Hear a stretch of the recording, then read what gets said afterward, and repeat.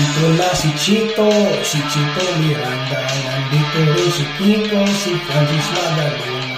Nandito rin si Black Nine, wala siyang apelido. Magbabagsakan dito, mauuna si Chito. Di ko alam kung ba't kasama dito. Sama-sama pasama bigat dito, tigla, kaste. Pakinig ka ng bibig, teka muna, teka lang, painom na ng tubig. Siyempre si Punda, baka mo patumba. Karoon na ka ng ngayon na maganda at matulas sa pagbigkas. Kaste, baka sakali marinig ng libo-libo na Pilipino nakikinig sa mga pabibo ko. Di ka ba nagugulat sa mga naganap? Di ko dalam kung ba't ako sikat. Para bang paligid na pinilit na kami. Talagang sinusulit ang pagiging makulit. Kailangan ka rin akong dinakain na patarang tutuwa ng parokya ng kami sa mga shit ang to. Lala ko sabi, ngunit kailangan gumawa ng mga laki ko ito. Kung yari na baka magaling din ako. Kaya nasali. Tapos na si Chito Miranda. Nandito na si Kiko, si Francis Magalona. Nandito rin si Black Nine, wala siyang apelido.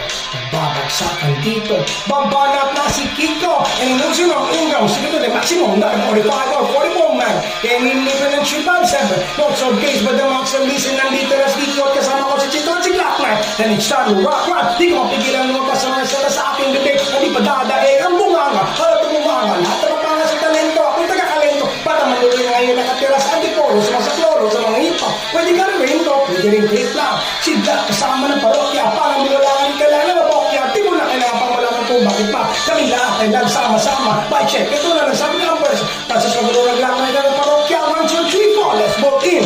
Tapos na si Chito Miranda. Tapos na rin si Kiko, si Francis Magalona.